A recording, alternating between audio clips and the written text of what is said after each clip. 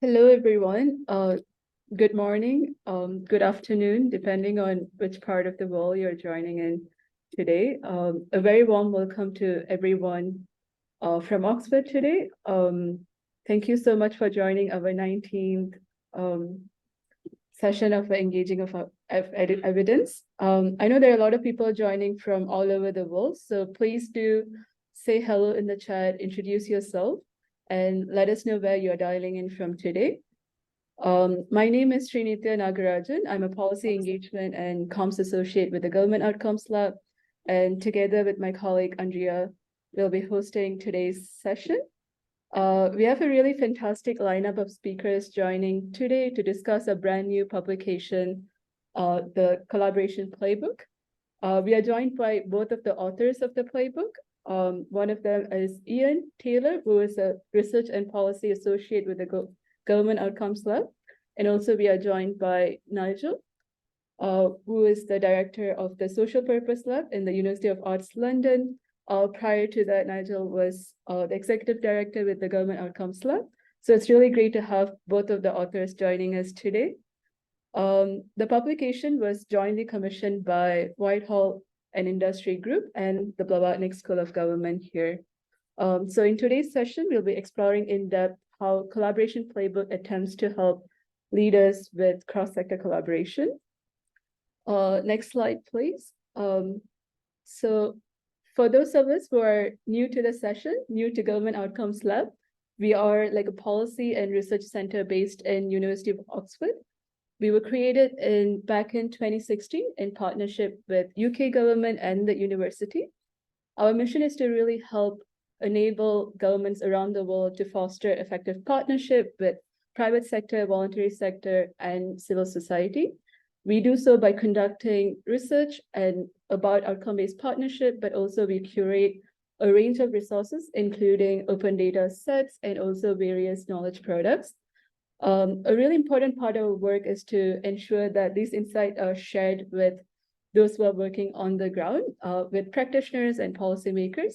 So for this very specific reason, we do a lot of engagement activities and capacity building activities, including this Engaging with Evidence series.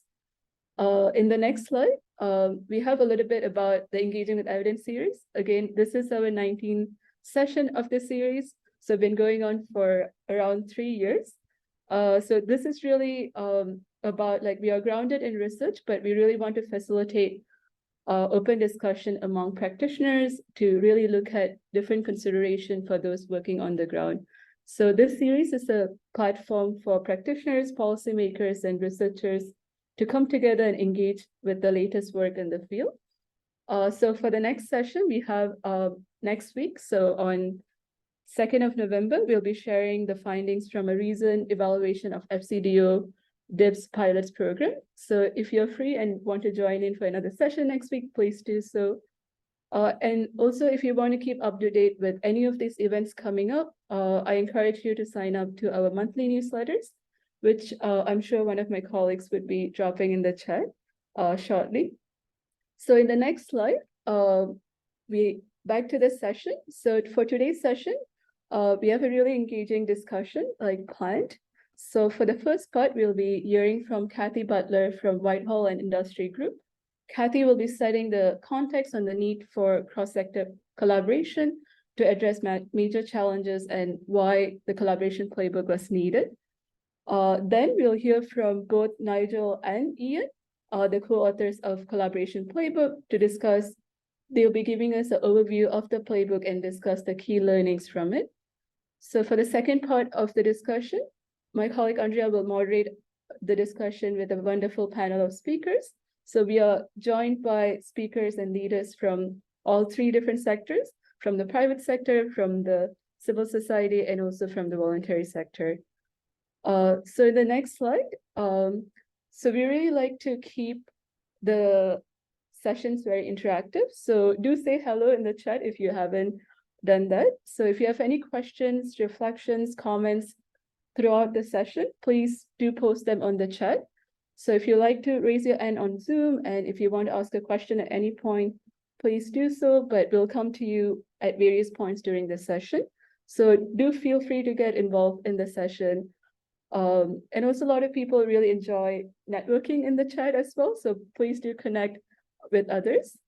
So you may have had the notification about recording. So we are recording the session. As a reminder, we'll be uploading this to our website afterwards. So another reminder is that it's really nice to see faces during the webinar sessions. So if you're not comfortable, don't worry about it, but we really do love to see you when the cameras are on, so everyone can be really involved in the discussion. So another final reminder is to stay muted when others are speaking. So I think I've gone through all the housekeeping for the session. I know we have a really great discussion coming up, so I'll hand over to our first presenter, Kathy. So if you'd like to introduce yourself first before diving into the presentation, that would be great. Thank you very much indeed, and good afternoon to everybody. I'm Kathy Butler, Head of Leadership at the Whitehall and Industry Group, and I'm really happy to be here this afternoon. And I was very happy when asked by Ian and colleagues to contribute to the session on behalf of the Whitehall and Industry Group, and I'd like to thank you for the opportunity. And when they told me that I was first on, I felt a little bit daunted amongst so many great experts with loads of experience in this area. So working on what in itself was and continues to be a highly fulfilling and high potential collaborative endeavour together with WIG colleagues and team, as well as the colleagues at the Government Outcomes Lab and the Blavatnik School at the University of Oxford. I am really happy to be here. So if we could just turn to the next slide, please. So the two questions, and my brief for the session was based on these two questions, as Shri already said. Why is there a need now for cross-sector collaboration, and why did the Whitehall and Industry Group embark with the Go Lab and Blavatnik on the production and implementation of a collaboration playbook? So if you could just move on to the next slide, please. Yesterday, a colleague actually sent me a report by the Joseph Rowntree Foundation, and I was really struck by reading that. It was the latest Destitution in the UK 2023 report, where it revealed that 3.8 million people experienced destitution in 2022, including around 1 million children. This is 2.5 times the number of people in 2017, and nearly triple the number of children. So complex and some wicked problems abound, and we feel the collective responsibility to face these pressing and serious challenges. And today, it's now even more than possible to share information at speed and to work in ways which we couldn't do before. So we believe it's even more important, it seems, to navigate across government, business and not-for-profit sectors in the quest to address these problems. And each of these sectors may have its limitations, and each has its great assets, but if they work together towards a common purpose, we can definitely accomplish far more than anyone can alone. As the US Intersector Project, which is hosted by the Aspen Institute in the US, say, there's a need for an intersector where government, business and not-for-profit sectors share expertise and resources and authority to address problems together in multi-stakeholder partnerships. We also think there's a need for leadership across sectors to be more prepared for the future, to see around corners on areas like AI and tech disruption, environment, infrastructure, geopolitics and supply chains. And there's some really good practice already in using often innovative collective intelligence approaches, including in parts of the government and in organisations like Nesta and others. So if we could just move on. So why did WIG think to embark on a collaboration playbook? Well, one of the main reasons was it's very easy to talk about collaboration, but it's so much harder to do. And we think that collaboration requires a different kind of leadership, because an effective collaboration is a dynamic and a living thing and an interactive set of relationships.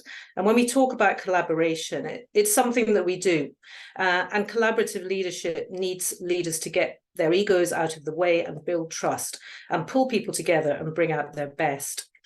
We think it's important and possible to collaborate, and that this will determine success to make a positive impact in the world that we live in. And our aspiration is to provide a roadmap to solve long-term strategic issues facing the UK, which will be of value to the members of the Whitehall and Industry and teams and organisations, and we hope society as a whole. Move the slide, please. So looking at the sort of collaborative origins of the Whitehall and Industry Group, our origins and journey, we have our sort of roots firmly in the area of collaboration, and we've spent nearly 40 years involved in convening cross-sector leaders in dialogue and communication. We had active support and endorsement from senior civil service right from the beginning. And we've been an independent, non-lobbying charity with patronage by the Cabinet Office for nearly 40 years. And as I was researching this, just this presentation and this introduction, and I went back to the 25th anniversary report of WIG in 2009 called Closing the Gap, Improving Communication Between Business and Government. It highlighted WIG's charitable purpose then, very similar to today in some ways, to build better understanding and cooperation between government and business, and to provide better informed policy and forge cross-sector partnerships as well. So on to the Whitehall and Industry Group today, and also tomorrow. We've grown to nearly 250 organisations, and we have over 1,500 cross-sector alumni of our talent and leadership programmes. And we are now refocusing strongly around this opportunity, we believe, to build on our specialism in cross-sector collaboration, to help to provide that space where we think the sectors can solve and start to tackle the serious problems, and also to build a community of like-minded people who are committed to integrity and share this purpose of future prosperity for all of us. Can you move the slide, please? Thank you very much. So just to quickly give you a snapshot of the organisations and the opportunity I think that we have with our partners and with you, 250 organisations able to work in cross-sector dialogue, and these range across the sectors, across government, regulators, wider public sector to the private sector, and higher education and not-for-profit as well. So there's a lot of opportunity for us to work in collaborative pursuits with our members. If you could just move on, please. And just to sort of focus in on what we're currently doing with our current activities in cross-sector collaboration. So currently we put on more than 120 in-person hybrid events per year, such as live briefings and roundtables.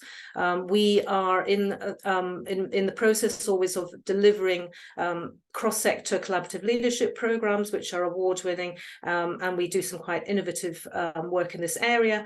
And through our talent services, we are looking at cross-sector agility, getting people to move across the sectors in talent terms. We also like to focus on helping professional networks to really sort of develop what has been called outside rather than inside, in terms of getting inspiration from each other from outside their different sectors. So this is another important aspect of our work. In preparing for the collaboration playbook, we did some interesting research with some of our leaders, which I'll just give you some highlights from here. So we asked our members, 250 from across the sectors, about what they thought about cross-sector collaboration, and some quite interesting results. Really, 90% agreed that collaboration with the sectors outside their own is important in achieving desired outcomes, and 91% agreed that more collaboration would support them better in achieving better policy outcomes or societal impact. But 55% of those surveyed spent less than 25% of time collaborating with sectors outside their own. And 58% also disagreed that they had enough resources, time, people, budget, and so on to collaborate effectively with other sectors. And 55% disagreed that they had enough in the way of development and training in collaboration. So this kind of helped inform some of our sort of desire to produce a playbook which would help leaders in this respect.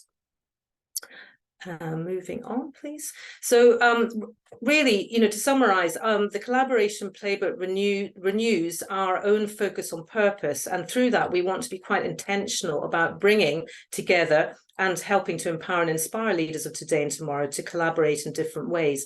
One of the ways is by helping to deepen understanding, perspective, openness and trust in strategic dialogues, improving what we call collaborative capabilities, because collaboration is not easy, and evidencing what works in this area. We have a real desire to continue with research on collaborative leadership, public policy and prosperity outcomes and case studies, and taking what we think is quite a unique independent approach to solving national, societal and strategic issues facing the UK. The need for collaborative leadership development, I've already mentioned. We think that the foundation of collaborative leadership is actually self-collaboration. And there's quite a lot to learn in this area. Collaboration is a passion, and with no passion, there'll be no real collaboration. But when it comes to the actual process of collaborating, certain skills and mindsets and capabilities are really required. And high quality collaboration doesn't just happen. They're designed and created by wise and intelligent leaders. So that's the importance of collaborative leadership development. Just moving on. So our potential plans for the midterm, we want to continue with our work, to work closely with our stakeholders on the development of further cross-sector services beyond and, based on the playbook and beyond. And also we'd like to feel that we want to stimulate demand in cross-sector collaboration as well as kind of meet the needs already. And we want to be known as the UK's Centre for Cross-Sector Leadership Collaboration, building on our track record of 40 years. We're going to work closely with organisational development professionals in this respect, and we're going to work out new innovative programmes and events to bring senior government, wider public sector, corporate and not-for-profit leaders and specialists together around common goals for actual delivery and impact. So we'd like to narrow the space between policy and delivery. We're always focused on practical events and immersive experience, and we're going to continue doing that, we hope, in innovative ways, as well as reporting back on our progress. So watch this space. So to end, as I'm aware that I'm holding up proceedings for the next, I think for the next speaker, a couple of favourite quotes, which really kind of underline what I think I've said here today. The fact that innovations occur at the intersections of different disciplines and the best collaborations occur when bright minds from diverse disciplines meet in dialogue, and also the fact, why is the whole process of collaboration so hard? And there are so many reasons, but one of the reasons is you just have to let go and trust your partners, and you have to get beyond the comfort of your own tribe. So if there are any questions, I'd be happy to take them. Thank you very much. Thank you, Kathy. Thank you so much for talking us through the genesis of the playbook and also walking us through the needs for collaboration. Feel free to post your questions in the chat and we'll come to them after the second part of the presentation.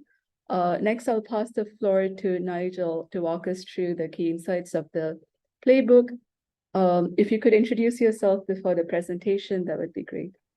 Nigel. Hi, everyone. I'm Nigel Ball.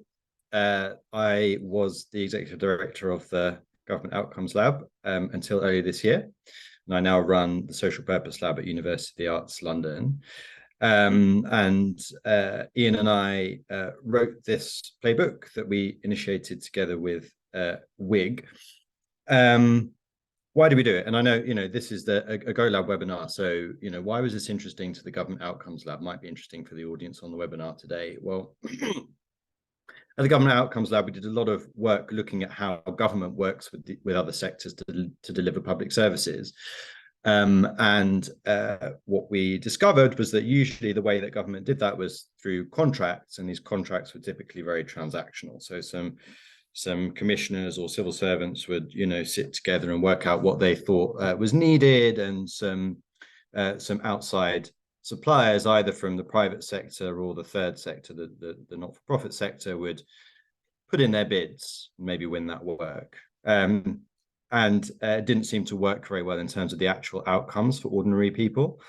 So that's unlocked many, many seams of research into how to do better contracting. But we felt there was something else that was interesting to explore, which was a broader interpretation of collaboration.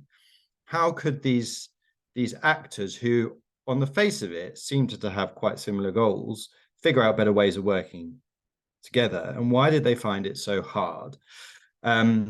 So we were really, really excited when WIG approached us with this idea of doing a collaboration playbook, which was about 18 months ago now. And we thought, yeah, we can knock that up in about 3 months. And here we are, because there's quite a lot out there on it. So yeah, a few key messages, and then I'll pass over to Ian to talk a little bit more about what's in the playbook. But one of the things to say is that collaboration is really hard. Kathy has said this a few times, but I really want to emphasize it because I think it always sounds quite cute and nice and fluffy. And there's a danger that that means people think it's easy, and it's really not. And I'm sure we can all relate to times in our own organizations when we, have maybe tried to collaborate with other teams, other departments, other functions, or felt like we ought to, but not been able to find the time or prioritize it, or put in the required effort to build those relationships. And that's within a single organization. And we're not talking about that sort of collaboration. And we're not talking about collaboration within sectors either, which is its own topic. We're talking about cross-sector collaboration, which is the hardest type. And there's lots of evidence out there to attest to that statement. So hard, in fact, that some people simply don't even attempt it. So why would you? Why would you even attempt this very difficult thing? The easy, sort of most straightforward answer to kind of latch on to is that you need to achieve something that you can't achieve within your organization alone. So that seems quite a simple test as to whether to even bother to try collaborating. But there may not be very many things that come in that box that you feel need to be achieved that you can't do within your own organization, except that in today's world of increasing complexity and crisis, there are plenty of things that affect organizations from all sectors that an organization from one sector simply can't do alone. And we basically looked at 4 in the playbook, and we've got a case study on each of them. One of them is climate change, the climate emergency, we should really say, which is affecting all stakeholders for different reasons. And certainly no single sector has the answer to that one. Mental well-being is another. We have a mental well-being crisis, particularly in the developed world, which has serious implications for all the sectors on things from, staff sickness absence to, very serious social issues which affect us all. Economic inequality is another one. Widening inequality is a problem worldwide that's causing all sorts of political ramifications that are affecting organizations from all of the sectors. And social marginalization is the last of the 4. And there are many others, but what all of these problems have in common is that they are difficult, intractable. They've been around a really long time. No one really knows how to tackle them, but everyone has an interest in doing so. So those are the sorts of things that demand cross-sector collaboration. They create the imperative to collaborate, but nobody's quite sure how to do it, or how to talk about it, or where to start, or whose job it is. So what we tried to do a little bit with the collaboration playbook was to answer some of those questions, and I hope that we've given it a good go. So if you can just skip on to the next slide. These are just a couple of quotes from 2 people who offered us some words for the forward, just to illustrate that these are concerns of multiple sectors. And on to the next slide, how we did it. So one of the things that I discovered at the Go Lab was that there's a huge amount that is known about all sorts of topics that could be useful to practitioners, but often they don't get to see it because it's buried in academic journals or so-called grey literature, which is, those really long reports that think tanks and organizations like that produce that you put in a folder on your computer called to read and never go into again, if you're anything like me. And that's a real shame because there's extremely useful insights in there that practitioners could really benefit from. And one of the things that I really was quite passionate about doing at the Go Lab was taking those insights, both ones that we generated at the GoLab and others generated by academic peers, and turn them into a language and a format that practitioners could really engage with and use, which is why I'm really excited to be working with Whitehall and Industry Group on this, because they are really good at doing that, and they have a really sort of important key to doing that. So that's how we did this collaboration playbook. We went away and dug into lots of the academic literature, and I just want to give a quick shout out to Claire Fitzgerald, because I know you're on the call, Claire, who actually, started to explore this topic when she was at the GoLab several years ago, with another publication that we put out at the time, along with some other colleagues in the GoLab. So kind of started a theme of curiosity for us, which has found fruition in the collaboration playbook here. So that's how we did it, and we found actually there's quite a lot. There's probably not enough. There's never enough research, but there is quite a lot looking at many different aspects of collaboration across sectors. And that is what we use to put together the plays across 5 themes, which Ian is going to talk you through in a moment. So going on to the next slide, and I'm almost done, and then I'll hand over to Ian. So definitions, academics love them, other people aren't so worried, but we did just want to spend 30 seconds defining collaboration, because it is a bit of a overused term that can sort of mean everything and nothing if you're not careful. So we sort of thought, let's try and put a little bit of meaning around it, because it's more than just networking. We all do that. It's more than just loose cooperation, but it's less than actually merging your organizations into one.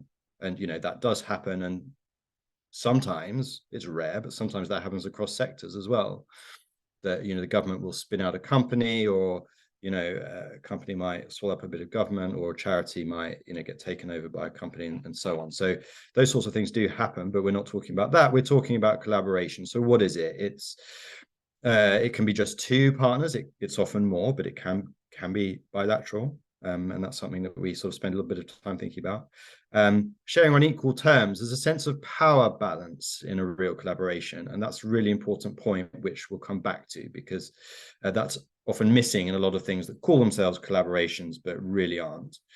The 4th thing, a sense of joint purpose and shared goals. Might sound obvious, but really defining those clearly and making sure everyone understands what they are and that they are genuinely shared is critical if it's a true collaboration. And then finally, a sense of long-termness. These aren't necessarily sort of quick things. They take time to set up, and they take time to achieve their goals, and that needs to be acknowledged from the start. And trust is key. So we tried to draw a little bit of a line around what we mean by true collaboration and what it is and isn't there.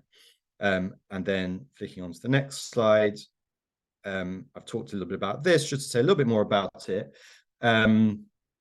Why wouldn't you collaborate? It is really hard. It takes a great investment of time and effort, and it involves quite considerable risk because of that. So you could pour an awful lot of effort into a collaboration that goes nowhere. So you really want to make sure that you're doing it for good reason. And just very briefly, we look at 4 reasons why you might collaborate. One is representation. So that goes to that point about power. If you need to hear from a constituency who are typically not represented, then collaboration is a good way to increase their voice and representation. And we have an example in the collaboration playbook of the NHS 5-year forward view, which we will hopefully hear a little bit more about later on, of that. Knowledge generation. So, we live in Ian, I'm sure we'll mention this, we live in a knowledge-rich era. There's so much knowledge out there, it's overwhelming. It's impossible for a person, a leader, even an organization to cover it all. So you need to collaborate to pool knowledge, because each stakeholder has a different part of the jigsaw. And then perhaps the more obvious ones, economies of scope and economies of scale. So economies of scale is sort of easy enough. It's about efficiency and cost reduction. Economies of scope is where each collaborator might have something a bit different to bring to the table. So economies of scope and scale are kind of the more perhaps obvious reasons for collaboration that we may be more familiar with. Knowledge generation and representation, perhaps less so. But the most important point here is go into it with your eyes open, because it's hard and risky. Okay, I think oh yeah, one more thing. So from me, and then I'll hand over to Ian. So what we have not done here is focus on the kind of technical aspects of collaboration. We could have gone into all of that, how you set up an MOU and that sort of thing. We didn't do that. You can find that out easily enough if you want to. We focus much more on what we've called the positive chemistry of collaboration, those intangible aspects. And we've identified 5: leadership, trust, culture, power, and learning. It's sort of easy to describe these as soft skills. There's nothing very soft about them, but they're certainly intangible. They're hard to grasp. They're not technical. And they really matter, and they're muscles that we all need to build in order to collaborate effectively. So I'll let Ian say a little bit more about what in particular under each of those 5 areas we focused on. Okay, thank you very much, Nigel. It's a great introduction. So you'll have seen these 5 icons on the left-hand side of the slides that Nigel was going through there, and they correspond to the 5 different themes Nigel just touched upon there with our positive chemistry approach. So we distilled the insights in the playbook into these categories of leadership, trust, power, culture, and learning. So you'll see those icons on the left-hand side in the playbook, wherever those themes are present. So for instance, in some of the case studies, some of them correspond more strongly to some themes than others. And in those cases, you'll see those symbols come up. We also had, as Nigel mentioned, a section at the top of the playbook discussing what our definition of collaboration is, because that's very important that we all share the same definition and understanding of what it is. But then also we talked about, as Nigel said, why you might collaborate and why you might not, which is quite an important decision to make. So the structure of the playbook is very much in a compartmentalized way, so that you can navigate quite freely around to the different sections, the different plays within that. And the navigation bar on the left-hand side is designed for ease of interrogation. There isn't necessarily a procedural way of reading through the playbook. It's just able for you to jump around to whatever's useful, which we think is the best way for it to be used. Next slide, please. So we have what we call, so it's a playbook, and we offer advice for actions. We thought of it a little bit like a sports playbook rather than a procedural A to Z playbook that you do this on day 1 of the collaboration and that on the final day of the collaboration, and then it's all done and you can just forget about it and move on.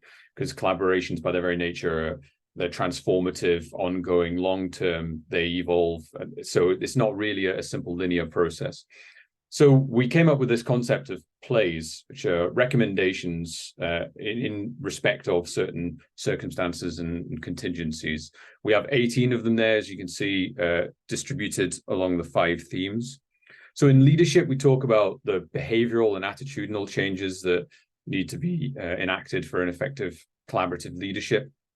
And looking at the characteristics that are valuable for a leader to have, and presenting a framework that we thought was really useful for mapping the aims of collaboration internally and externally, making sure there's an alignment there as much as possible, and flagging where there's big misalignments that are going to be a problem down the road. When we look at trust, we talk about how it's necessary that trust needs to be built gradually. And I know people don't like to hear that, but it is something that kind of needs to happen. So also in the trust section, we've got a couple of plays there on how you can help to build trust and collaborations rapidly. And in terms of culture, we look at the accountability differences and the value differences that you have from different organizations, different sectors.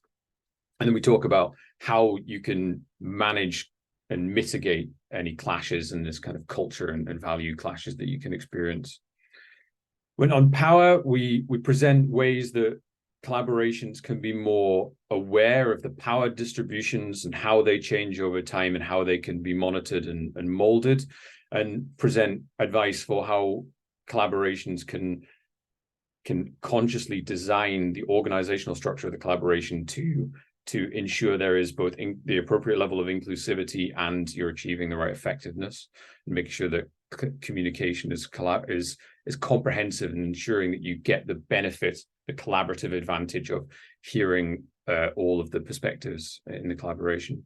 And then finally on learning, we look at how we emphasize that you need to maintain in a collaboration this long-term, resilient and adaptable focus on outcomes, how you capture the summative performance, collective achievements of everyone in the collaboration so they can all work together, and be aware and understand that the formative performance of a collaboration, the act of it coming together, what's achieved in building that collaboration, is as important as the actual summative performance of the collaboration. So next slide, please. So the plays are presented in slightly different ways. Some of them have illustrative examples to highlight. Some of them have these kind of tools and graphics, which I think are really useful for easy reference, but also helpful for communicating. So it's a leader's guide, but you'll want to clue in teams into what you're thinking and the insights that you're drawing on. And I think the visual representations are going to be quite good for communicating these. So examples of these are here on the left. We have the circular process of small wins, and how you need to kind of acknowledge that if there is a low level of trust, you'll need to build up that level of trust through achievements that will initially need to be relatively modest if there's a low level of trust, and you can build the ambition to get ambitious achievements. And then on the right, we've got an example of a visualization from the playbook where you can look at the structure of the collaboration, be deliberate in how you structure the collaboration along the different levels of those components there, such as the conditions of trust, number of participants, goal alignment, the need for collaboration. And also in that play as well, thinking about whether a structure and a deliberate organization is even actually appropriate for the type of collaboration you have, because organization can introduce power structures which can suffocate full collaboration. And next slide, please. So talking about power, this is another visualization. I'll just very quickly go over this one, but this is an example of a visualization that helps you be aware and think about the different conditions of power and the different processes of how those power dynamics can change over time, whether you're in different states and how they move between them. And things like in this play, we set out, point you to 4 early warning indicators that help you monitor the power distribution and how that's changing. So next slide, please.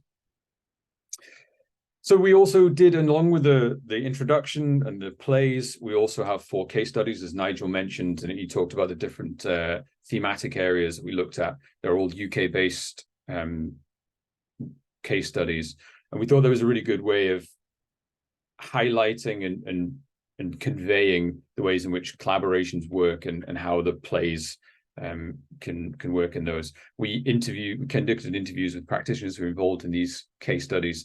They were all successful collaborations, and you can see them at the top of the playbook, that they're indexed with different characteristics, so you can see what was applicable in terms of things like scope and actors, sectors, goals, and key insights. Next slide, please. So just very quickly to highlight one of the case studies, this is quite an interesting one. I'd encourage you to go and have a look at it. So it's looking at the UK's industrial decarbonisation clusters to reach net zero. And so we looked at the way that the UK did that and zoomed in specifically on the Scottish Net Zero Roadmap, which has got the unfortunate abbreviation of SNEZA. So this is if it's successful, the roadmap was building the path to be successful on being the earliest industrial decarbonised zone in the world. At 2040 is the target, and how the UK in general, across the 6 different clusters in the UK, has been recognised as a model to be emulated around the world because of the way it enables this cross-sector collaborative approach. So I encourage you to go and have a read of that one and have a look at the plays that are associated with that, which is the collaborative versus siloed approach and the structured and governance section. So next slide, please. So to finish up, we'll be looking at the next steps. So now the playbook's been published, everyone's got a copy of it, and as you're reading it, we're hoping that we thought it was a really good idea to have detailed referencing in the playbook, because what we've done is we've done essentially a big literature review and then our own research to kind of make that practical. And so with the in-depth referencing, you are able to read a play, you'll get an understanding from the playbook of what it's all about, and then you can look at the footnotes, and if you want to deep dive into any specific plays, you can get lots more information by reading around. We hope that as the playbook is being used and people are talking about it, we might start to see more of a common language and taxonomy around collaboration, which is something that we thought was maybe a bit weak when we first started doing our research on this, because people were using the same words for very different phenomena. And so it'd be quite useful, I think, to have a common language. So I'd be interested to see how that develops. And we think there might be a potential to use the structure of the plays, these frameworks that we've drawn out from our research, to look at experimentation and data gathering and developing the best practice further. So we look forward to having a discussion with everybody about that, and partly potentially in this call. So thanks. That's my slides. Thank you, Nigel and Ian, for walking us through the collaboration playbook. And I think it's a great case to read the book in full, and I hope everyone will do that.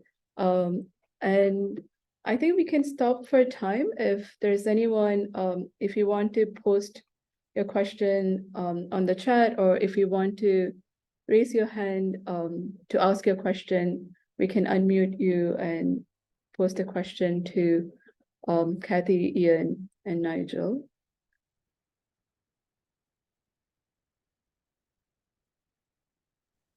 Can I just jump in, because I did forget to say that we didn't just go and read a bunch of academic papers. We did also talk to actual practitioners, and we had an advisory group, and we talked to a number of other practitioners outside of that as well, to really kind of sense check this and make sure we were kind of landing it in reality, because you can't kind of take that for granted with academic research.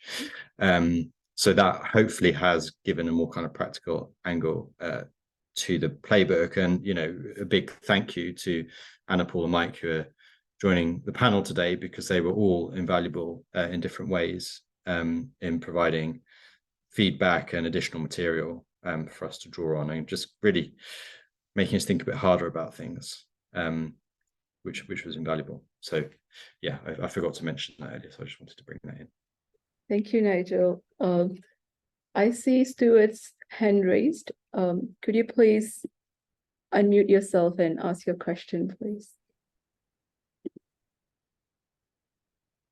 Hi, yeah. I suppose it's just following up, really. I posted just a question in the chat, just thinking about, you know, any thoughts, sort of, I suppose, in terms of your research, any sort of experience in surfacing any, you know, existing collaborative maturity assessments, self-assessments, you know, having been involved in sort of supporting a lot of collaborative work, working for Sheffield Council, civil service, and sort of independently over quite a long time, people are always quite keen to know sort of how they measure up against others, you know, and I suppose getting into a collaborative relationship is a good way to sort of get a bit of a sight and understand, you know, key, because you need to understand other people's agendas, but, you know, then they want to know about how is their area where they're working in geographically, or, you know, subject, you know, how is that doing, or how are they sort of measuring up, and where might they, I suppose, you know, improve? So just any sort of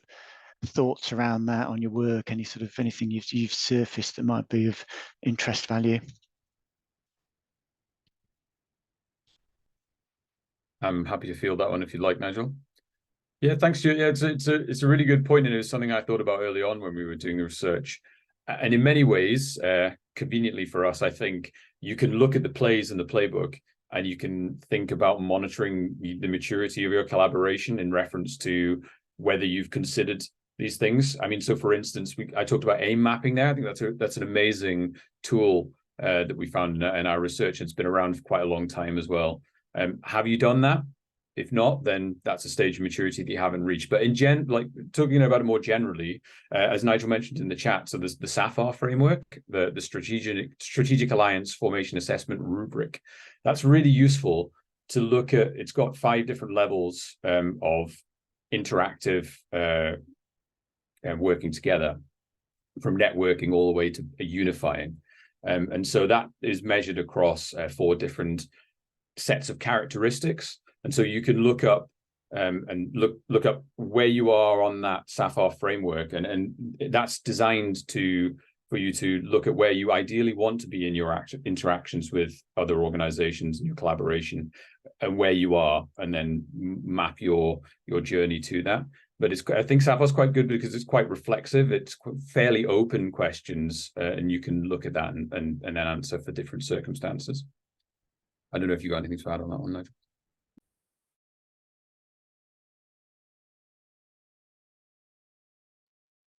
Thank you, Ian. Thank you for that. And I think we're doing great on time. And thank you so much for Kathy, Ian, and Nigel for kicking us off with the presentations. I know we have a really rich, we have one more question. So could I go to, go ahead, David, please. Thanks. Actually, it sort of partly picks up on what Stuart was just saying. But so David Scudder, I work for PA Consulting, and two things. Firstly, I like the definition of collaboration that you have. One thing that sort of surprised me was the ordering of it. And, you know, famously, purpose tends to come above most things. You know, clearly in the case of collaboration between organizations and different organizations, you know, there has to be more than one of them in order to for a collaboration to be relevant. So that seems to come at the top. The next one for me would be about purpose, and then, you know, the other two items would be below that. That's in my head of explaining collaboration, common purpose above all. I think the other thing, which is, you know, again, this isn't so much a question, it's a sort of a comment on what Stuart has just said. Within MOD, particularly in the Army, we've been looking at collaboration between the Army top-level budget and the procurement part, defence equipment and support. And we have striven to measure collaboration, not to enable a comparison between this program and that, some kind of crazy school league table. That isn't the purpose. The purpose is to be able to see where you are and set some realistic goals for where you want to get to next, and maybe where you want to get to in the end. So I think the business of measurement is interesting. So we have developed something that has enabled us to do that, I think, reasonably objectively, and with great participation from the grassroots of the organisations involved, to see how they see collaboration from where they are. So not questions, but I like the playbook, and I particularly like the fact you get into what collaboration is, because you can read, say, ISO 44001 and not be able to work it out at all, which is slightly bizarre. You know, maybe that's something you'd like to comment on. What collaboration is really important to know, isn't it? I think the only comment I give, thanks, David, the only comment I give to that is one thing we have discovered sort of in the later stage of doing the playbook, and since, you know, in the short time that it's been out, is that people are really valuing just having a common language to describe it. And it points a little bit to your point about measuring it. I mean, measuring it's great if you can find a way, but really that is organizations making a judgment using some kind of common language and frameworks on themselves and each other. And actually, is that being able to talk about it and having more of a shared understanding of what it actually is, people seem to be finding that really valuable, especially people that are already doing it and struggling to describe or explain what they're doing. So I'd be interested if that's other people's reflections, but certainly something we're hearing a little bit so far. Thank you, Nigel, and thank you, David. Could we go to Michael next, and before opening up for panel discussion? Go ahead, Michael. Thank you. Hi. Thanks very much for all of this. It's really interesting. I thought I'd just quickly share my sort of perception of this, and then be interested to get your reflections, really. I'm trying to pick up on, you had this schema, this was a taxonomy that went through to M&A, you know, as to how to think of collaborations. One of the things I should say at the start, I'm a big fan of actor network theory, if you know that, sort of Bruno Latour, and so that's my sort of lens on a lot of this, really. So I like metaphors, and so would you see something like an orchestra as a collaboration? You know, it could be seen as a hierarchy, I guess, arguably, with the conductor in control. A football team, you know, 11 players, is that a collaboration? Or, you know, so yeah, but just trying to think about what are collaborations and what makes good collaborations. You know, any sort of feedback or reflections on those sorts of metaphors and so on.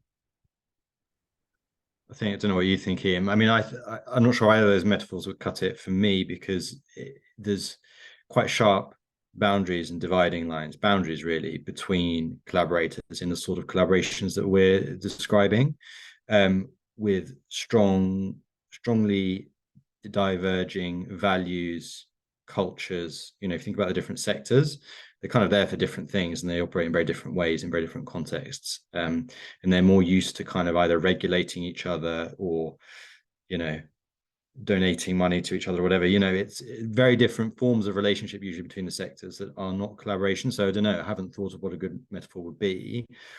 But you've got to bring about the sense that you are trying to bridge boundaries that are often really quite sharply drawn, because that then indicates the scale of the challenge ahead of you if you're trying to do this.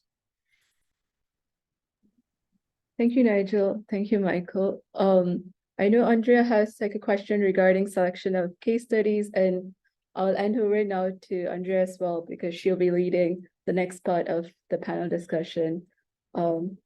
Thank you, Andrea. Thank you so much, Sri, and Nigel and Ian. Huge congratulations for such an excellent publication. It's so accessible, practical.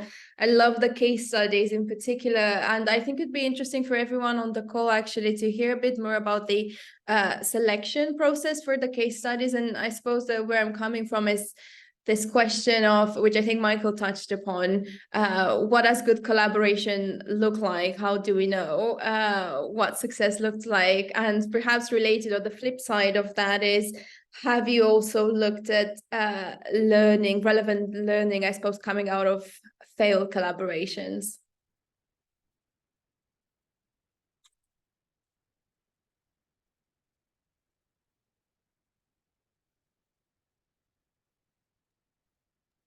Shall I? Yeah, you ever get that in? Yeah, I mean, it's an interesting one. So failure is an issue, and in fact, it's one of the things I would like to have actually probably should have elaborated on my slide in terms of next steps, because it's something that people are very reticent to talk about. So collaborations are very risky, and so they are prone to failure. And I think people might see that as something that they wouldn't really want to highlight. So when we spoke to practitioners, it wasn't really something that was talked about much.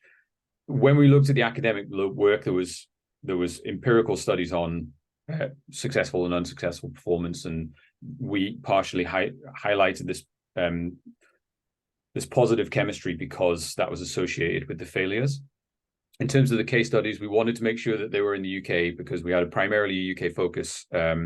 But we wanted to make sure that they were successful, and we had criteria for that to ensure that they weren't we weren't highlighting. I mean, it would have been quite nice actually probably to have highlighted unsuccessful case studies, but they were quite hard to identify, as I mentioned before. So we focused on the successful ones.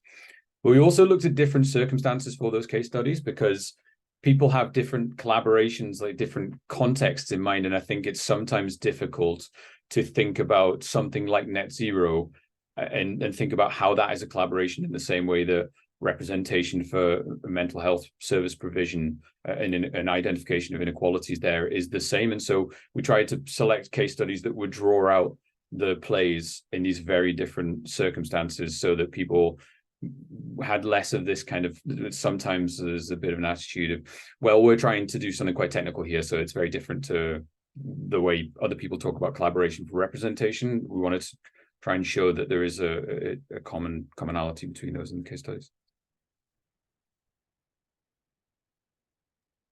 Brilliant. Thanks so much, Ian. I'll move us on to the panel discussion. Many of you who know the Go Lab know that we really value the lived experience of practitioners, and it's a huge pleasure to invite three hugely experienced leaders from the private sector, public sector, and the voluntary sector to join our discussion. Anna, Mike, Paul, a warm welcome. We've got about 35 minutes left together, so hopefully we're going to have a really good discussion, go into some of the detail of the case studies featured in the playbook, and just more generally get your reflections from your respective sectors as to what collaboration looks like in your respective areas of work, some of the barriers. We discussed a lot of the barriers, but crucially also how to overcome those in practice. So without further ado, Anna, Michael, and Paul, could I ask each one of you to briefly introduce yourselves? And as you do that, perhaps also share some initial overarching reflections on the playbook and what collaboration looks like in your work. So over to you first, Anna, and then we'll go to Mike, then Paul. Wonderful. Good afternoon, everyone. Can I just get a very quick sound check, some thumbs up if I may? Wonderful. Thank you very much. So Anna Keeling, I'm a senior executive in the industrial sector, but I've spent many years in aerospace and defense, and obviously most recently as the managing director for Boeing Defence UK. And in my experience, I mean, this is a sector that does collaborate at the right time, not all successful. Defense is a really interesting case study, and I wanted to spend a little bit of time here, given the last 4 to 5 years of my career. And of course, you would argue that alliances are really important in defense. Just have a look as to what is happening around the world right now and some of the challenges that we're facing as societies. But collaboration, I believe, is something quite different. It goes beyond alliances. And in reflecting for today's conversation, there is also a huge, I think, technology drive. The defense industry, produces services and products. But I wanted to bring to your attention 3 key technology drivers, which I think are actually moving us more towards collaboration rather than away from it, even though, as we've heard, true collaboration is really hard. The first one is the changing nature of threat. So we're seeing a lot around cyber. We're seeing a lot about agents having information advantage. The second trend that I'll bring to your attention is that just generally of technology. So before we were simply talking, land vehicles, aircraft, ships. Today, we're talking about AI, right? Artificial intelligence. We're talking about autonomy across all of those product lines. We're also talking about space technology and really moving this notion of national security up into space. And what do all those things have in common? They have in common this concept of connectivity. So all of a sudden, no one can really be acting alone. And whether you're, a company here in the United Kingdom or in the United States, you need to start to talk about the technology that is going to connect that capability. And you have to start to talk about interoperability. The last trend is really the one around the speed of cost, development, and agility of procurement, and all governments are talking about this. Traditionally, defense procurement has been slow, cumbersome. We had some examples earlier today in the conversation because of that thorough due diligence and process and evaluation criteria. This technology is expensive. So all of a sudden, we are seeing these collaborations to bring down those development costs and drive that agility, right, through information sharing, technology transfer, and those sorts of things. And I'll cite just 3 very, very simple examples. I'm sure you've heard about the Tempest development here in the United Kingdom, so the 6th generation of fighter jets to replace the Typhoon. You have a number of organizations already collaborating on that development, but so is government and providing funds. So are other countries. Japan recently signed up. Sweden and Italy are involved. And we haven't really seen collaboration of this scale in the defense sector earlier on, I would argue. Even in simple defence procurement, we see this notion of increased teaming. So the UK government really asking different parts of what we call the defence enterprise across the United Kingdom to come together and use their shared resources on bids. And so bids by single organisations are no longer as favoured. Government is actually asking industry and other sectors to collaborate. And finally, I think the introduction of social value criteria into contract procurement, or government procurement, I should say, including defence, is another key indicator, because government is also saying, how is industry collaborating with the broader community at large and really involving the community and giving back? And yes, that is a bit of an ESG conversation, but I also think it points to collaboration at large within society. So very quickly, because I want to leave some time, good time for my other esteemed speakers, I think one of the best examples in terms of, looking at the UK defence enterprise has been the establishment of a body called the Defence Suppliers Forum. It really brings all parts of UK defence together, and it's not just government, it's not just the armed forces, it's not just the full spectrum of industry, everything from very large contractors like Boeing to small and medium-sized enterprises, SMEs, who are very innovative and really prized within the capabilities that we have here in the UK. But it's also about, bringing in everyone that needs to be a part of solving these bigger challenges for defence. And so the DSF, as it's abbreviated, is looking at resolving a number of key strategic issues, and that is the reason that they have come together. I was privileged to be part of the executive group of that body over a period of 2 years. And the three major challenges are sustainability and climate change. We've already discussed that today. People and skills. So universities are being involved to understand what is going to be the demand for STEM skills in the United Kingdom going forward. What sort of degreed courses do universities need to be putting together?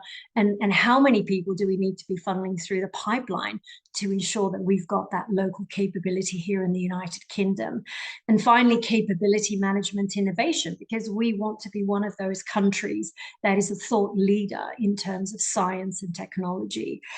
So I think it's a really, really great example. And there are so many plays from the collaboration playbook that really resonated with me when I think about some of the successful things happening within the DSF. Leadership, I'll just call some of them out very, very briefly. Leadership is key. The DSF, and in particular the executive group, looks to select leaders from the industry who have this social value capital, right? Who are really committed to this bigger picture of the defence enterprise in the UK, who are collaborative in nature, right? Able to leave their egos at the door, because their job is to represent a particular part of industry or a particular sector, not the organization they work for. Trust, we talked about that. The Defence Supplies Forum is extremely large, and so communication, both formal and informal, is really relied upon. The forum has a government hosted communications portal so that everybody has access to the same information. Culture is really important, and of course, within defence there is this commitment to national security, but we really talk about progressing the UK defence enterprise, and we refer to ourselves as an enterprise, right? A holistic body. And finally, power is really monitored. So, for example, a small medium enterprise has precisely the same say and as loud a voice within that forum as a very large organisation like Boeing, BAE Systems, Thales, any one of the bigger players in the defence industry. So a lot of the collaboration playbook really resonated. Thrilled to have been a part of this. I think we've got a quality piece of work here that is really going to guide collaborations going forward. Thank you. Thank you, Anna. That was absolutely fascinating. And you've mentioned power, and I hope power and power imbalances is something that we can come back to in the discussion. Also, wonderful to see the comments in the chat. Incredible. And so again, hopefully we'll have enough time to come back to that as well. But before we do that, Mike, could I come to you next, please? Yeah, thanks, Andrea. And yeah, congrats to Ian and Nigel on the playbook. So, I mean, as the Red Cross, we work on lots and lots of big ambiguous problems and challenges. And you know, what they have in common is that no single organization can tackle them on their own. We all have, you know, lots of organizations across all three sectors with overlapping vision and mission statements, both within the not-for-profit sector, in the public sector, and indeed in some of the ESG ambitions that the private sector has. And when you look at some of the issues we work on around national resilience, how to tackle climate change, health and well-being, as I say, there's no single organization can achieve the outcomes it's seeking on its own. In those circumstances, collaboration is key. And I think we've all been part of meetings. Well, we've all been part of sectors which sometimes don't collaborate at all. We've also probably all been part of sectors where we meet and have stimulating meetings with people that we enjoy getting to, in fellow professionals and leaders in the same field, and we learn from each other, but we don't truly collaborate. We're a bit better informed about what each other are up to, but we're not really pooling resources towards a shared purpose. We're not leaving our own organizational baggage at the door in order to focus on how we create new value around these big challenges that we're facing. And I think it's easier to do that, to be honest, when there's new money on the table. And some of the collaborations we've been part of, go back, we've been part of the Disasters and Emergency Committee, which is the collaboration of 14 international non-governmental organizations raising money for big emergencies like Ukraine or the East Africa food crisis, or indeed, you know, we may well appeal in due course around the tragedy in Israel and Palestine right now. But we come together, we collaborate in our communications and fundraising to try and raise a lot of new money that then allows us to kind of do our jobs as individual organizations. But we're not trying to make better use of the existing pie. And actually, often, you've got a lot of resources tied up in suboptimal uses. If you look at the health and social care system, you wouldn't design it the way it is at the moment if you were starting from scratch. And similarly, when you look at issues on asylum, we're part of a collaboration around how can we help bring about reform in the asylum system. It's actually much harder. You've got a plethora of local of organizations who have who have vested interests in a particular way of working right now, which is completely understandable, and where change is much longer. It's going to take a lot longer. I don't think it's that we failed at all, but I think the collaboration is just going to take a lot longer to bring about. And the advantage of emergencies, actually, I think, is how it focuses the mind. And the example that's given in the playbook is around a partnership or collaboration that we created called the Voluntary and Community Sector Emergency Partnership, which came out of the learning from the tragedy of the Grenfell Tower fire, where we as the Red Cross, perceived as an enormous organization, realized that, and I'm very proud of what we did in response to the Grenfell Tower fire, but saw lots of local small organizations responding, mosques and churches and youth organizations opening up, private sector organizations changing the way they operated to help the community to respond to the tragedy. And then, of course, public sector organizations also responding, albeit in a very, very difficult and challenged environment. And coming out of that, we recognize that we may be large, but we have no monopoly of wisdom and competence in this space. And organizations that did not think of themselves as emergency responders suddenly were acting as if they were. And that's what happens all over the world. It's the community who responds first. So we kind of reflected and said there must be a better way to do this, because if we're better prepared in advance, we've come together, we've made friends before we need them in the emergency, then we can actually enable better outcomes. And that from small beginnings then grew through COVID, where across the whole country we just saw a plethora of organizations needing to respond, and where actually the collaboration was key to being able to enable the whole to be greater than the sum of the parts, to try to reduce duplication, to spot where gaps were, to steer resources to the area of greatest needs, to think about who's being forgotten or who is unlikely to come forwards for help. So the collaboration really grew and deepened its capability there.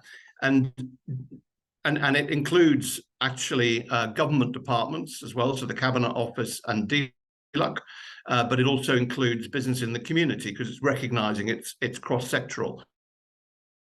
And I think the emergency environment focuses the minds of the need to do something different. And I think that's worth thinking about, because it's harder to change how you use resources when you're locked into day-to-day use and you haven't got the urgency behind that. And as I say, we were perceived as some kind of behemoth of an organization, and yet we're small in relation to the scale of need that we're trying to meet. And we had to create the conditions in which there was greater trust between us. And trust is not an input, it's an outcome as a way of operating.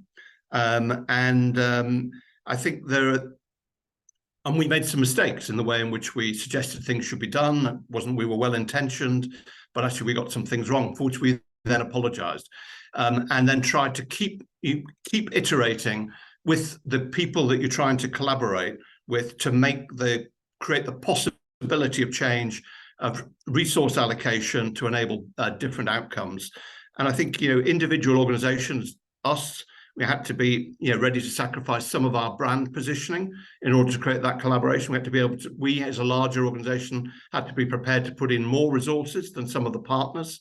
But all of the strategic partners, of whom there are around 20, have put small amounts of money into the collaboration to symbolize their commitment, their skin in this game.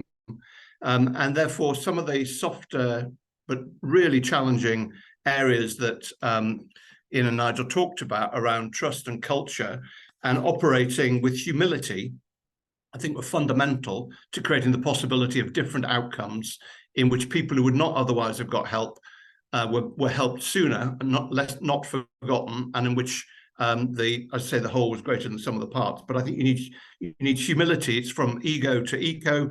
It's about curiosity, about adjacencies, and taking the time. And that's very tough in an environment then if your board is pressurizing you to do something different, or for example, if you're short of resources.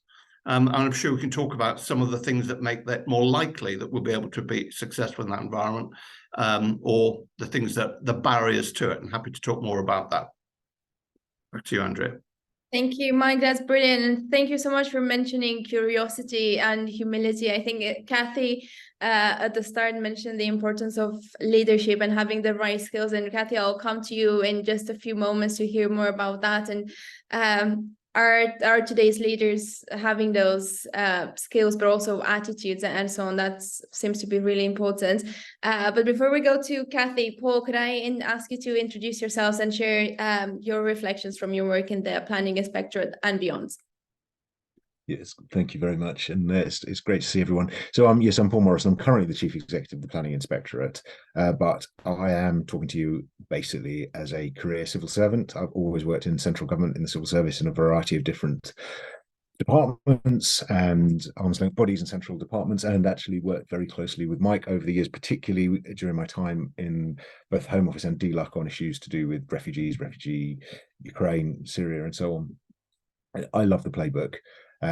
Partly because I am a total convert for the need to this kind of collaborative leadership and approach to different problems. And I feel over the years, I've got lots of experience where I have just seen it and felt it work and felt the intangibles. And I've been trying to encourage other people to think this way. And a lot of people get it. They get why we need to collaborate. And they say, so what is it? And there is a gap in the market of trying to take this slightly amorphous set of concepts around trust and generosity and curiosity and actually turning it into something tangible. And I've loved engaging with the Playbook and then seeing the final product here. I would very much add that word generosity to my experience, for example, of working with Mike and the Red Cross. He was talking there about getting rid of the accepting a hit on their brand identity if it was in the collective good, and that's certainly my experience of working with you and colleagues over the years.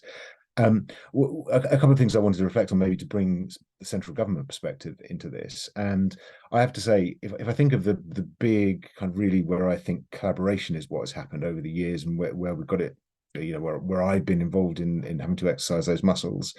In the mid to late noughties, I was involved in developing the PREVENT strategy, which is the government's approach to counter-radicalisation, which is a very difficult, knotty issue, which requires the engagement of a broad range of actors from right across from the police and intelligence community through to what you might call more characterised social policy, and then more latterly, and I think potentially I would argue more successfully, in the whole of society response we were able to engender in response to the Syrian civil war, where large numbers of people were resettled away from the war zone into the UK, and then more recently in Ukraine. And I have experienced, and this has at times felt countercultural, that moment. So for example, on Syria, when you had a massive increase in the number of people going to be resettled, and I was put in charge of that program. And I remember walking into a room, not with Mike, but with his colleagues and others from the refugee community, and suddenly realizing I was going to have to go into the room, basically not to tell people how we were going to do it, but to say, I have no idea how to do this. You're going to have to help me. And it was a liberating moment for both sides, because I think probably my counterparts in the NGO sector probably thought I was going to tramp into the room and tell people, like, we in the Home Office have wrapped a white towel around our heads, and here's how we're going to do it, and this is what we want you to do, and have it as more of a kind of a transactional parent-child kind of interaction. And just that moment of me having an empty notebook and saying, what do you think we should do? And being willing to be open with that vulnerability, actually was liberating. And the approach that we took on Syria, which was ended up having more than just, it wasn't just us and talking to organizations and local government and all the different parts, but turned into something which was the whole of society, had an underpinning of communities coming together and hosting refugee family. When the time came for us to think about how we approached Ukraine, actually, although I didn't realize it at the time, a lot of what we had done to build those areas of trust and overcome some of the institutional and cultural barriers had resulted in some really quite strong relationships that, albeit that it was years later, I knew all of those people and trusted all of those people. I trusted all of my colleagues. I'd worked with them for years. And the approach that we were able to take was then really collaborative in a number of different ways. The underpinnings of it, how we got everyone in a room and brought shared problems and solved them. But actually the way that the program was constructed was generous in its belief, because actually, for those who don't know, the UK's response to the Ukrainian crisis ended up with refugees, people displaced by the conflict, essentially being hosted in families and houses across the country by us in kind of the state side, and actually working institutionally with others, being willing to cede the control and cede the power, because the collaboration and the trust had grown up, created something completely different. And the scale of the movement of people was both entirely different to other resettlement programs. 170,000 people, I think, now here, hosted in a place of safety, not merely bigger than we'd done before, but bigger than would have been even remotely possible if you had approached it in a, right, let's government build something and have big caseworking things and try and get this bit of gubbins talking to the other. Because we seeded it out, we seeded control, and we allowed that to happen. Actually, it's a really practical example of how collaboration leads to a fundamentally different strategic outcome. So as I say, I am completely sold on the idea of collaboration, and really delighted that we've got this tool now to help us think about how we foster it and build on some of the great examples you've already heard about. That's wonderful. Thank you, Paul. It's just really great to hear government officials recognize the value of the tool, such as the Playbook. And also really brave of you. Thank you for sharing that anecdote with us. It seems to me really brave to be in a leadership position and put your hands up and admit, actually, I don't have all the answers. Let's work together through the options. with these sessions, we always seem to be running out of time so quickly. It's been an incredible discussion, and we didn't really get to my very long list of questions. But before I jump in with more questions to our fantastic speakers, I'll give everyone in the audience a chance to put their hand up. Feel free to simply unmute yourself and ask your questions, share your reflections, perhaps your own experience with successful or less successful collaborations.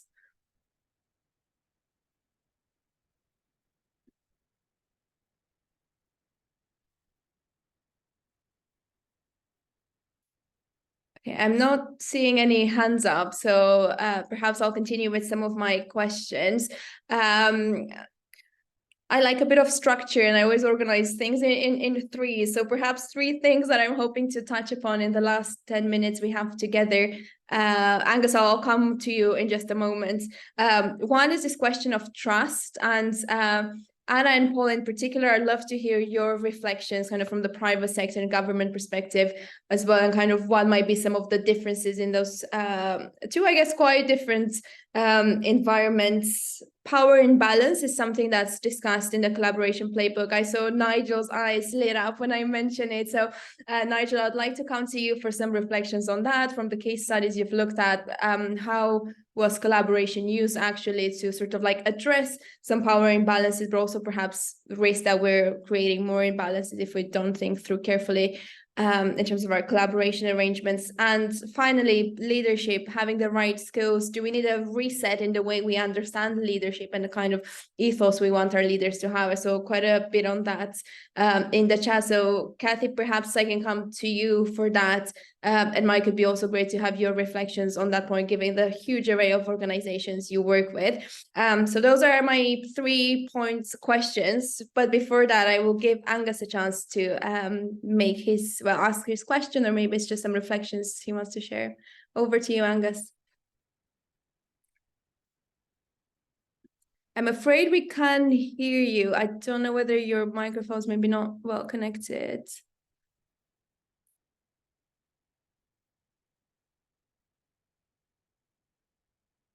I still can't hear you, and it looks like it. Oh, Anna can. Or no? Oh, you have your thumbs up, Anna. So I thought that was a. Angus, do you want to try again? Otherwise, we'll go to my first question to Anna and Paul about trust, and we'll come back to you.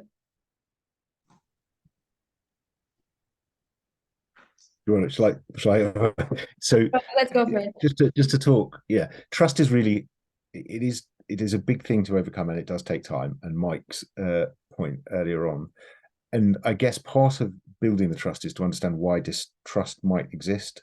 So, for example, if I'm talking from my own central government, there is a fear that people have. For example, if you take the approach that I took and you share all of your problems and you say, I have no idea how to do this on my own and I need your help, you live in fear of then the reporting being government has no idea what it's doing, it's all out of control. And so you have to be structured in the way that you build the trust, and you can't necessarily do that point of vulnerability on huge broadcast, but actually you think around, who do you need to be in that conversation? Where do you need to, what's the network and how do you build it? And you do it deliberately. And the key takeaway I have from it is almost impossible to be distrusted if you are distrustful. So if I go into a conversation and I'm not generous and not open, and people can see that immediately. So you have to believe in the trust. I'll just tell you one very brief anecdote of where I really feel like it happened on Ukraine.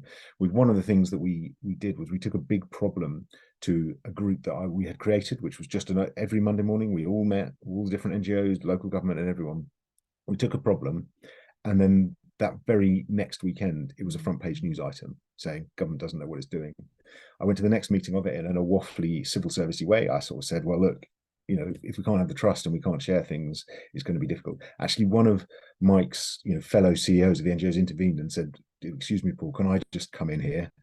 If people aren't prepared to engage on that basis, we can't have this group. And he said it much more forcefully than I did. But the group, it almost self-policed itself. And that was when I knew that trust was happening in that dynamic. And just for emphasis, I don't know where the leak came from, but no one was excluded from the group. No suspicion followed, and we never had another leak after that. Even though I was worried it would cause others to distrust and close it down. But it just, just to give you an example, some of the bumps you'll have to get to the trust, but when you get there, it does really sing.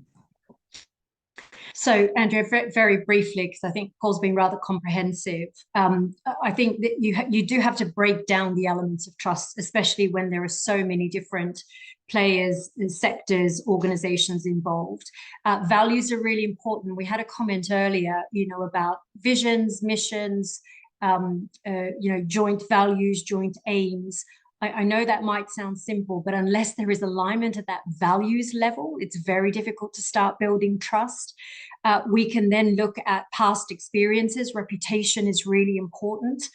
So people do look to capabilities and demonstration of certain levels of trust or ways of operating in the past. And just a track record, right? Showing results, of being able to work together, to being able to strike agreement, arrive at a solution together. All of these things are relevant, but fundamentally, it comes to something very, very human. Because no matter where you are, which sector, which organization, working together is a very human element. And it is about learning about one another, being curious enough and learning about one another at a very individual level and starting from there. It's absolutely brilliant. Thank you, Anna. Final 5 minutes. Nigel, maybe 1-2 minutes on power imbalances, and Kathy will come to you for the wider points on leadership and training. I mean, all I'll say on power imbalances really is I think Paul's example is a great illustration of why you can't collaborate if there are power imbalances. Paul in that story about housing refugees, as Paul described, if the government had sort of said, right, we don't really know what we're doing, but we've got all the power here, so we'll do it our way, you would not have got to the outcome. It required Paul going into the room and saying, I don't know, you do it. If I'm putting it really bluntly, and that's giving away a huge amount of power, because government had the responsibility here. So every instinct, I think, of government is to keep hold of that power, because if it goes wrong, they've got egg on their face. And yet, in that example, that's not what happened. The power was balanced out by the more powerful party voluntarily giving away power, and that enabled the outcome that was, in the end, everyone seems to agree, much more positive than it would have been. So that, I think, is the main point on power. You've got to give it away. Don't just think that somehow the power will balance out. That's just not how it works. Just being very deliberate. Thank you, Nigel. Sweet and short. Kathy, can I come to you for perhaps what will be the final question and final reflections on what's been an incredible discussion? We heard Anna talk about the importance of the human element, and I think this was very much echoed by other speakers on the session. Can you bring us back to the I guess what you started with, the leadership, the need for rethinking leadership for the 21st century, and making sure that our leaders, be it in government, be it in businesses or in the voluntary sector, are equipped with the right tools to lead effective collaborations? Yeah, sure. I could say something about that for sure. But I mean, I think the thing to say that I believe and we believe in is that collaboration does require leadership on steroids, if you like.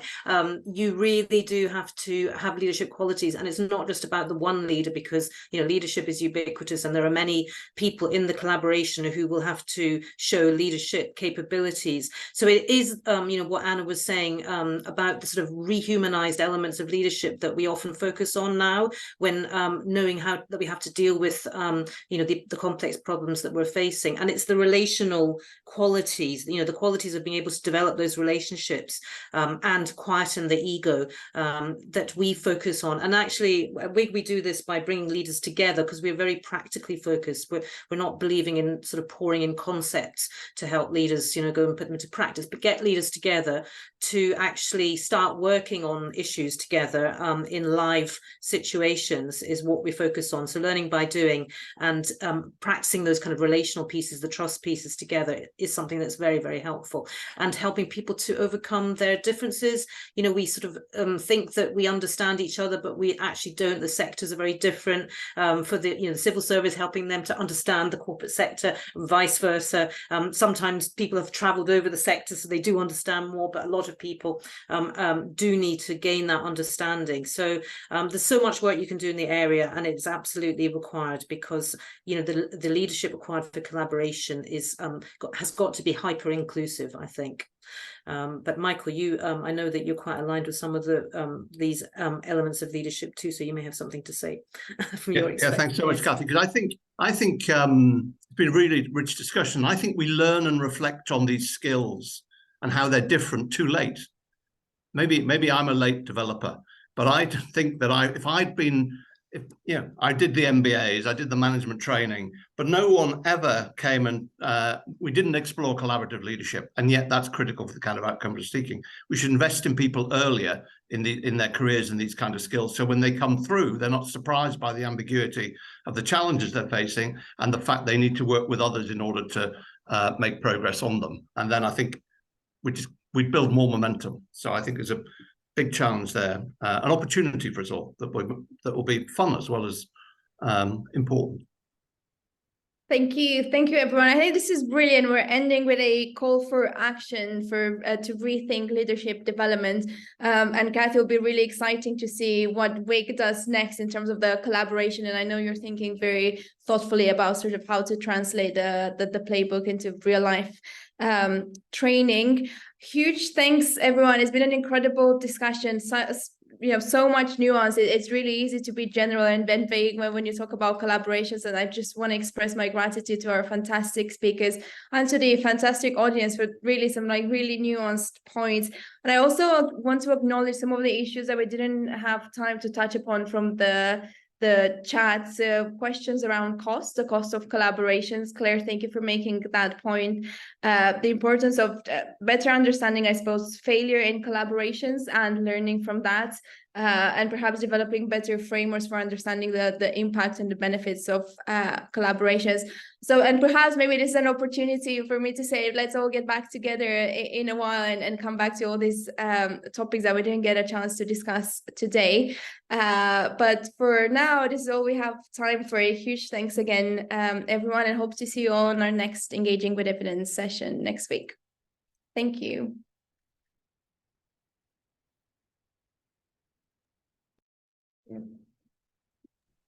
Thanks so much, everyone. Thank you. Bye, everyone. Thanks. That was great. Thanks so much. Thank you all. Yeah, thanks, everyone. Look forward to rewatching the recording. Thank you. Yeah.